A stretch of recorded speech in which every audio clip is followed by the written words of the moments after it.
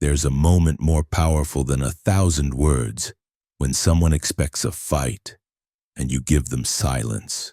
When they try to argue and you simply act. In that moment, you've already won. Not because you proved them wrong, but because you never needed to. Words are emotional. Arguments are traps. But action is undeniable. This is the brutal truth behind Law 9. Win through your actions, never through argument. Because in the world of power, proving your point is not the goal. Winning without debate is. Welcome to the 48 Laws of Power. Most people think power is about intelligence, debate, and logic. They believe that if you can argue well enough, people will listen. If you can explain yourself clearly, the world will understand. But Robert Greene exposes the truth. Arguing never truly convinces. Even if you win the debate, you've triggered ego. You've made the other person feel inferior. And people never forget that. You may win the argument, but you lose the person. Greene writes, any momentary triumph you think gained through argument is really a Pyrrhic victory.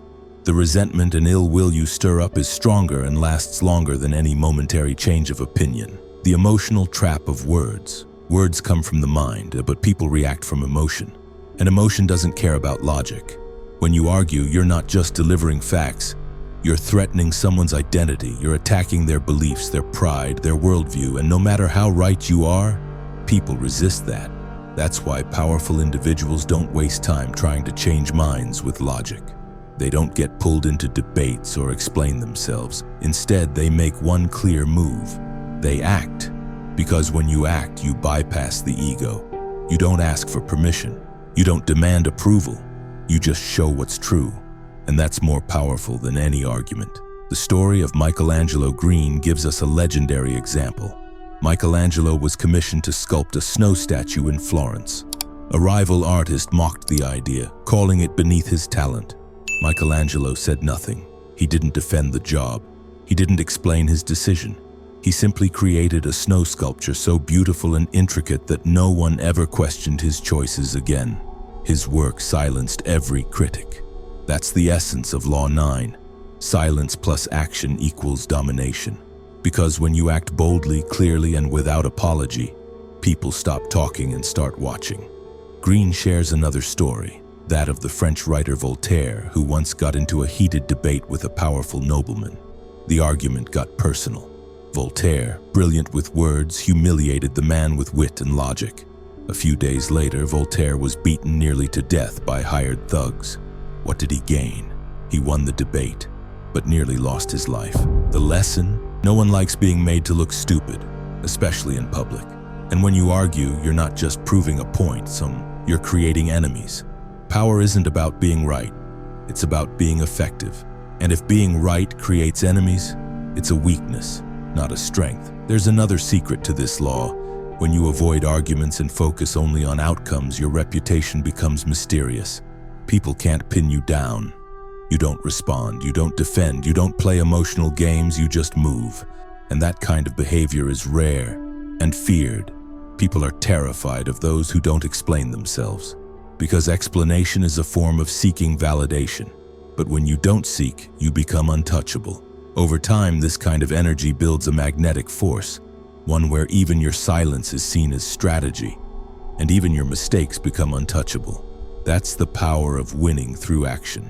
Use the argument against them now. Here's a brilliant twist Robert Greene talks about. Sometimes you can use someone's need to argue against them. Let them speak. Let them get emotional. Let them insult. While they rant, you remain still, focused, and precise. Then you act coldly, strategically, without warning. This is psychological judo, using their momentum to destroy their balance. Because the more someone argues, the more they reveal themselves. Their fears, their weaknesses, their blind spots. And once you see it, you don't attack their words. You attack their structure, their support, their position, quietly through action. And by the time they realize it, it's already too late. Think of elite entrepreneurs, leaders, and athletes. The greats don't talk about what they're going to do. They do it. They don't argue about opinions online. They disappear into work and come back with results. Steve Jobs never explained why he made certain decisions. He acted. Kobe Bryant didn't argue with critics. He trained harder. Elon Musk doesn't respond to every attack. He delivers.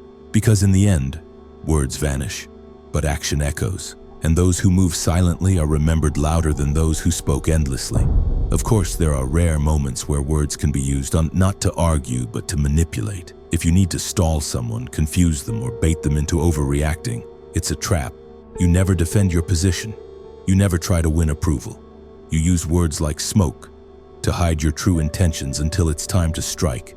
So even in reversal, the principle is the same.